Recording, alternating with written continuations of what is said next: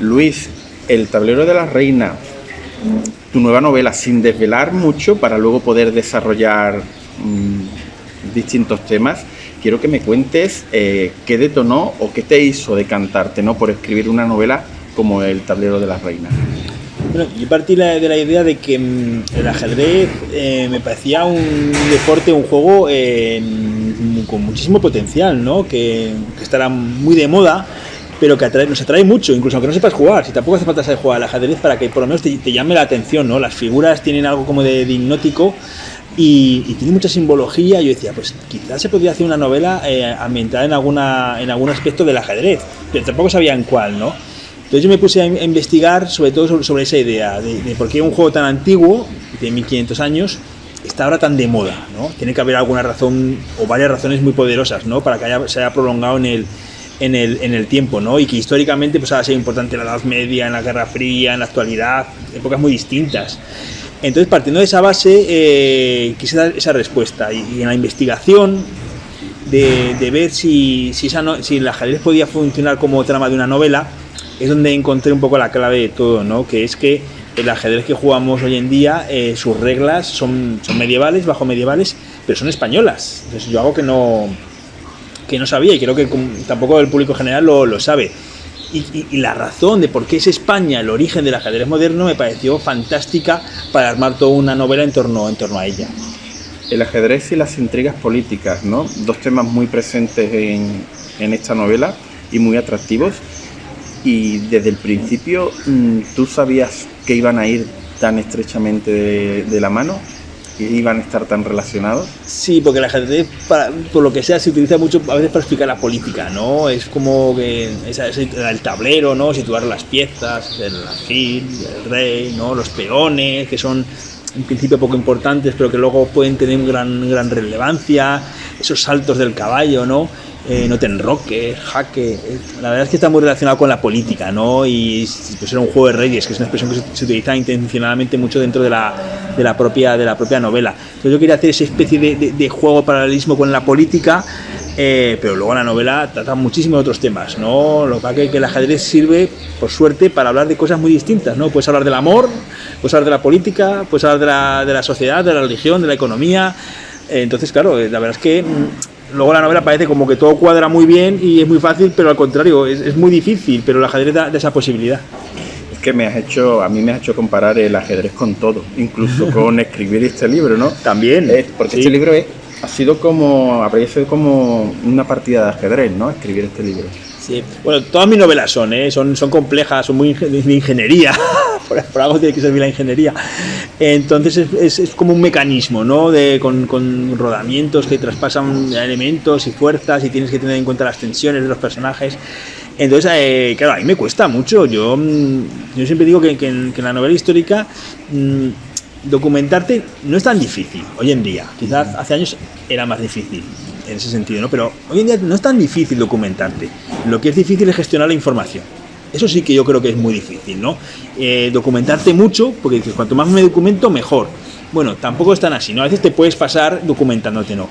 Pero lo difícil es gestionar toda esa información y saber qué parte de la información elegir, cuándo usarla, ¿no? Cómo relacionarla. Eso es muy complejo, ¿no? Entonces eso, al final sí, es una partida de ajedrez y sobre todo es una labor de ingeniería, porque que todas las piezas luego cuadre, ¿no? Que sea una especie de reloj suizo, ¿no? De que todos los engranajes hagan funcionar y mover el mecanismo es difícil, y por eso yo hago mucho hincapié en la gestión de la información, pero eso lo puedes aplicar a la vida, ¿no? A la economía, a la política, a tu propia vida, ¿no? De manejar mucha información es muy difícil.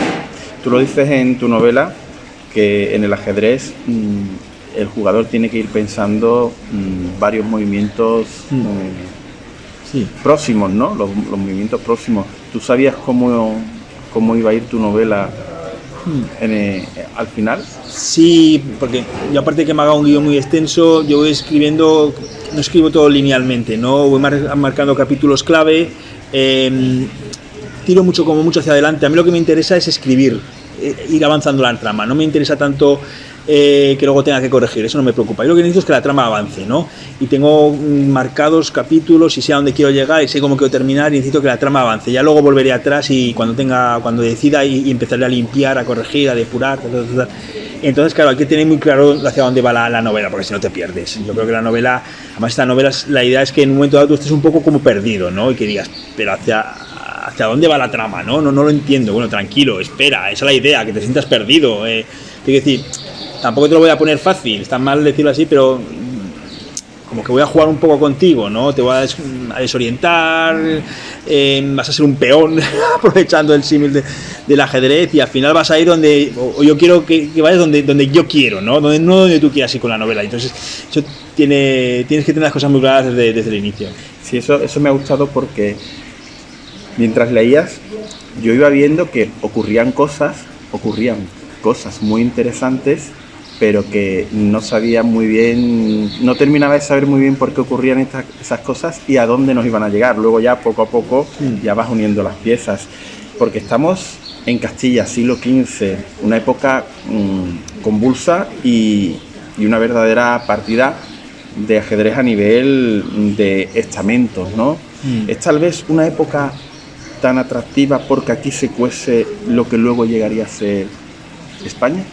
Sí, claro, estamos en el proyecto político que tienen los reyes católicos, los Trastámara, que a veces no se nos olvida que son los Trastámara, ¿no? Es una dinastía que sí, que está ahí, pero en Inglaterra eso lo hace mucho mejor. Hablan de los Tudor y aquí los Trastámara, que son realmente los que idean el proyecto político de España, es realmente muy, muy ambicioso. Cómo los reyes católicos sitúan a todos sus hijos casados con todos los reinos que les interesan, con el único objetivo de aislar Francia y de unir España con Portugal, que al final sale mal, que es verdad, tienen muy mala suerte, ¿no? Fallecen sus hijos, su nieto, pero la idea del proyecto que habían preparado de unir España con Portugal justo en el siglo XV, si hubiera salido bien, claro, al final somos rivales en la historia, pero hubiéramos sido el mismo país, lo que hubiera ocurrido, el dominio total mundial que hubiera habido con España y Portugal unidos, no sabemos a dónde hubiera llegado.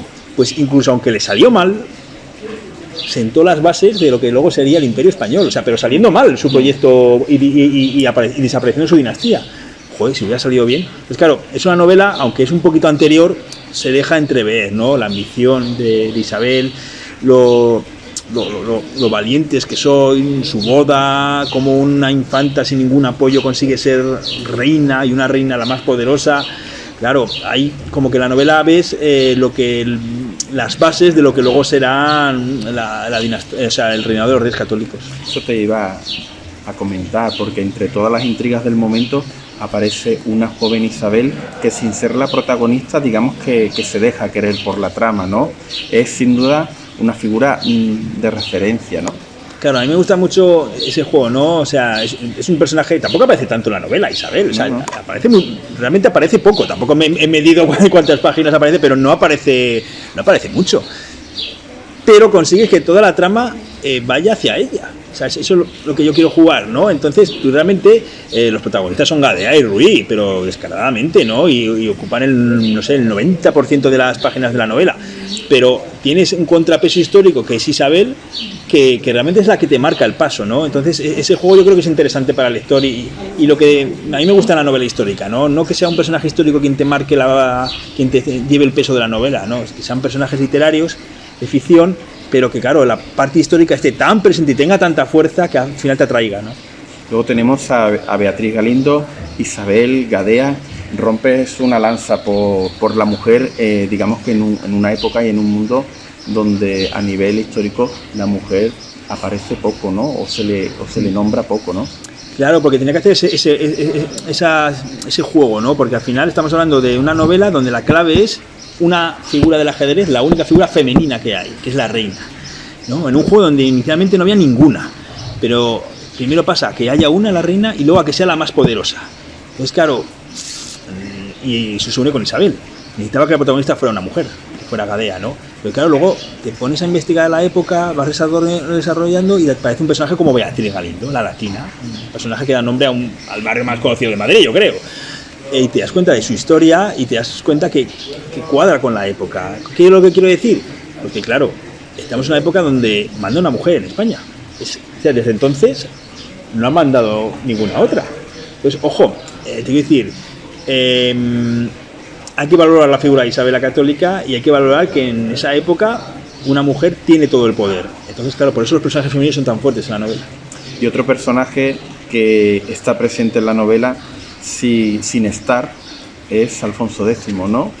Cuesta no darle protagonismo en tu novela siendo una figura clave en la cultura, ¿no? Sí, eso también lo hago yo mucho en las novelas. Personajes históricos de otras épocas, traerlos al presente de la novela, ¿no? En este caso, a mí me gusta mucho el personaje de Alfonso X el Sabio por muchas, muy poliédrico, ¿no? Tiene muchos aspectos. Y uno de ellos es el ajedrez, que no es el más conocido, obviamente, de ellos. Además, su libro de los juegos está escrito aquí en Sevilla. Y la labor que hace de compendio, de crear nuevas jugadas, de llamar a jugadores en la época para escribir ese libro de los juegos, o sea, pone muchos recursos. Los recursos son limitados en un reino. Si pones tantos recursos al servicio de un libro sobre los juegos, especialmente sobre el ajedrez, es por una, además en Alfonso X el Sabio, es por una función realmente política. O sea, claro, Alfonso X el Sabio no está haciendo un libro sobre los juegos de mesa por ocio, no, está haciendo un libro político, siempre está haciendo libros políticos. Como en las partidas, aunque es un texto legal, es también político. Entonces, claro, es un personaje que yo quería reivindicar porque me parece muy inteligente, me parece un personaje muy moderno, aunque sea del siglo XIII, muy astuto y que sabe que al final todos los aspectos es también un historiador, todos esos aspectos son importantes en la política, ¿no? Y el ajedrez en aquella época, en su reino, él pensaba que era un elemento, no sé cómo explicar, una disciplina esencial para la convivencia de las religiones. Y esto nos lleva a los libros, ¿no? Que son personajes también de tu novela, que en algún momento vamos a la casa de uno, ¿no? Sí, a mí me gusta mucho describir en las novelas el ambiente de los libros en esa época, ¿no? Que es cambiante, ¿no?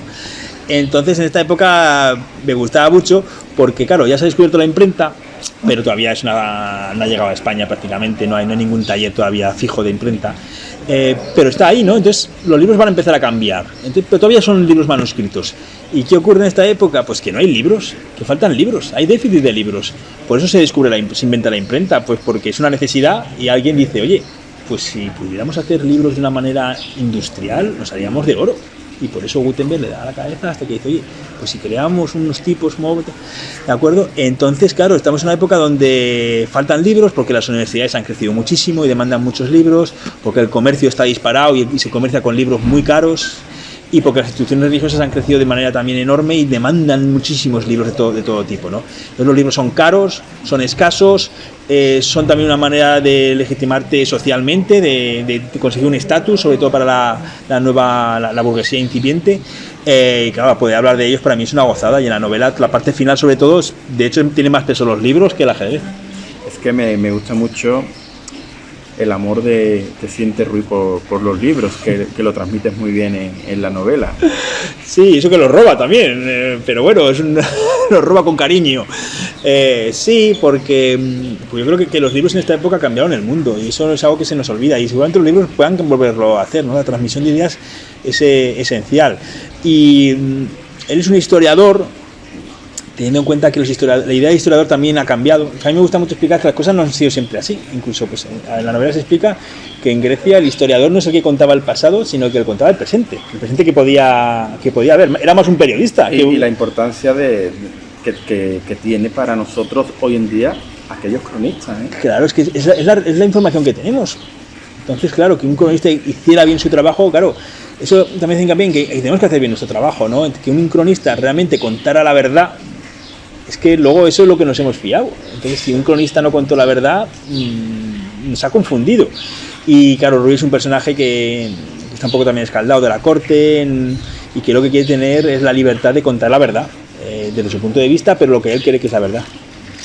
Y volviendo al ajedrez, imagino que te habrás documentado y sacas a la luz en un mundo fascinante. A mí ciertas cuestiones de las que hablas del ajedrez me ha parecido cómo se jugaba antes con un dado, ¿no? Al ajedrez, ¿no? Cómo va cambiando. Imagino que para ti habrá sido también asombroso descubrir todo ello, e incluso te habrá dado quizás coraje de no poder usar ciertas anécdotas porque ya son del presente, ¿no? Claro, efectivamente. Yo me estoy toda la historia del ajedrez, desde el pasado hasta la actualidad. Y claro, hay aspectos, sobre todo en la época de la Guerra Fría. Me acuerdo que creo que hay un jugador húngaro que llega a jugar a ciegas, o sea, con los ojos tapados, contra 40 oponentes a la vez, 40 partidas simultáneas. yo leía y digo, pues, en verdad, y un montón de anécdotas que dices hasta dónde podemos llegar, ¿no? La mente. Entonces, claro, empiezas a descubrir cosas y lo que te digo, pues gestionar la información. Yo todo lo que he podido lo he utilizado, pero había cosas que, nada, me las he quedado para mí, porque eran, por un lado, eran fascinantes, pero por otro lado también eran excesivas. A mí me ocurre también eso, que a veces encuentro cosas que digo, que son reales, pero digo, si es que si las meto en la novela, es que el lector no se las va a creer. Entonces eso tampoco es conveniente, ¿no? Porque le va a parar, va a tener que comprobarlo, va a decir, anda, es verdad. Digo, sí, pero rompe el ritmo, ¿no?